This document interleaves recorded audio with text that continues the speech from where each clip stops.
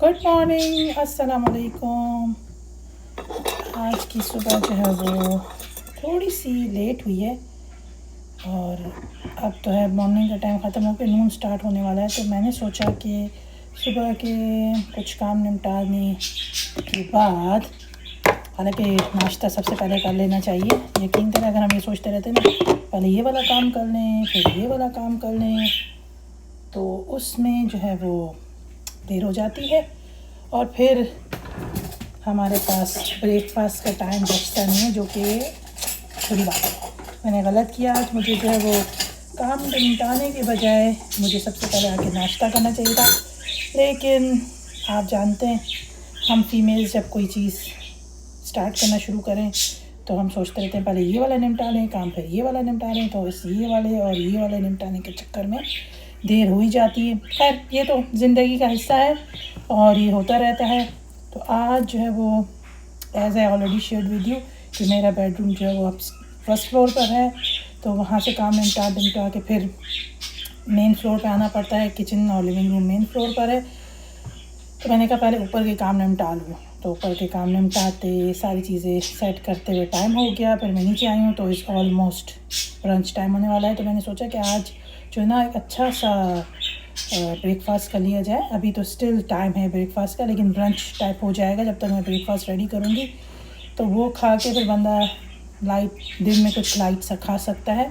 तो उसके लिए मैंने सोचा कि वाई नॉट, एयर फ्रायर को मैं पहले ही यूज़ कर चुकी हूँ।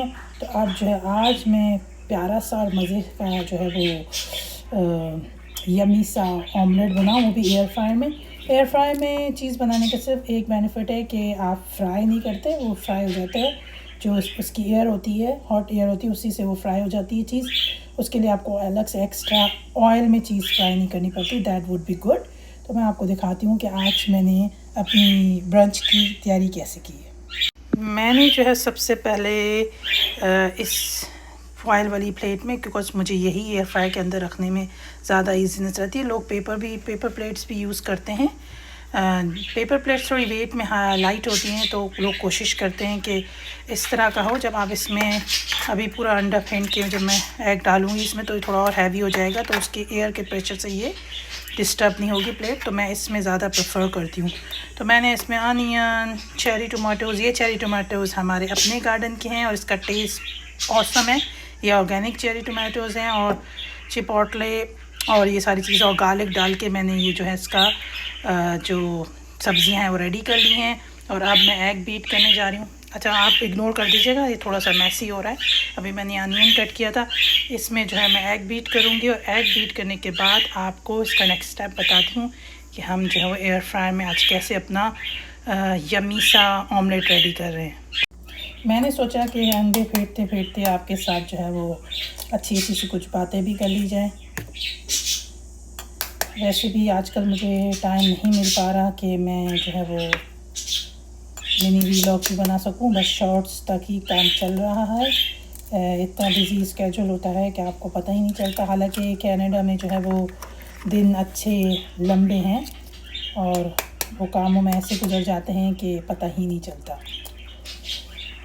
आज जो है वो 12 रबीउल है, तो जश्न ईद मिलाद नबी सबको जो मनाते हैं, यहाँ पे कनाडा में भी लोग जो है वो अरेंज करते हैं जश्न ईद मिलाद नबी। हमारा अभी तक यहाँ पे जाने का इत्तेफाक नहीं हुआ, लेकिन ये कि हम जो है ना घर में बैठ के दुरूद पाक पढ़ते रहते हैं और अल्लाह ताला कबूल फरमाए। और साथ साथ मैं तो एक स्पेशल वाली दुआ मांग रही हूँ, आप भी आमीन कहिएगा मेरी बात सुनने के बाद। मैं दुआ कर रही हूँ कि अल्लाह पाक एक बार उम्र की सआदत नसीब फरमाइए। अल्लाह पाक ने अब जो है ना हज की सआदत नसीब फरमाए जल्द से जल्द। और अगर हज के बुलावे में कोई ताख़ीर है, क्योंकि हम नहीं जानते, अल्लाह पाक ज़्यादा बेहतरीन जानते हैं, अगर उसके कोई ताख़ीर है तो फिर उम्रे पे दोबारा जाने की सआदत नसीब हो। तो आज इंशाल्लाह जब जब मैं दुरूद पाक पढ़ूँगी तो साथ ये भी दुआ करूँगी। और जो लोग वहाँ जाने के लिए तड़प रहे हैं, अल्लाह ताला हम सब की हाज़िरी कबूल मंजूर फरमाए। ये वो चीज़ें हैं जो सुकून देती हैं।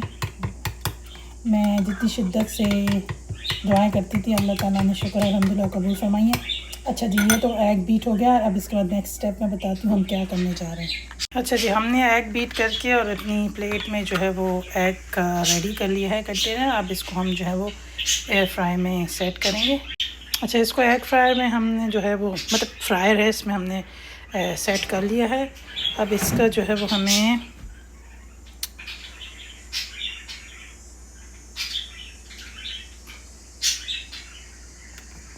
प्लग जो है ना सेट करना होगा। पहले मैं इसका प्लग ऑन करूं। ऑमलेट को अंदर सेट करने के बाद आई जस्ट क्लोज दिस ना। अब मुझे जो है वो इसकी सेटिंग करनी है। ऑन दिस, मैंने इसको ऑन कर लिया है, एयर फ्राई पे रखा है और मुझे इसका टेम्परेचर जो है वो सेट करना है। टेम्परेचर का बटन प्रेस किया मैंने और मुझे टेम्परेचर इसका 180 करना है। सो प्रेस इस बटन और रोटेटर से मैं इसका टेम्परेचर सेट करूँगी। तो ये हो गया 182 एंड 180। ठीक है, अब टाइमर जो है मुझे ऑमलेट बनाने के लिए अराउंड 8 मिनट्स काफ़ी होते हैं। So I am doing timer now और टाइमर जो है वो around 8 minutes would be good. Okay ji, it's done और मैं प्रेस करके अब इसको स्टार्ट कर रही हूँ। सो इट्स स्टार्ट नाउ और अभी बनना शुरू हो गया। और मैंने आपसे कहा था ना कि प्लेट का बड़ा ध्यान रखा जाता है क्योंकि जैसे बनता है तो हमें ख्याल रखना पड़ता है। अच्छा जी, मेरा तो ऑमलेट बन रहा है एयर फ्रायर में, बन के रेडी होगा तो विल शो यू उसका रिज़ल्ट क्या है। जब तक मेरा ऑमलेट बन रहा है एयर फ्राई में तो मैंने सोचा कि आपको अपने बजीज से मिला लूँ। इनका केज मैंने जो है वो थोड़ा सा इस डायरेक्शन में करके रख दिया। आजकल ये बहुत नॉटी हो रहे हैं और जो है वो इनकी चुगम चुगियाँ ख़त्म ही नहीं हो रही और ये कोशिश में होते हैं कि बस जैसे ही मैं किचन में आती हूँ और इतना शोर शराबा मचाना शुरू कर देते हैं ये कि मैं कोशिश करती हूँ कि इनको काम डाउन करूँ, इनसे बात करूँ।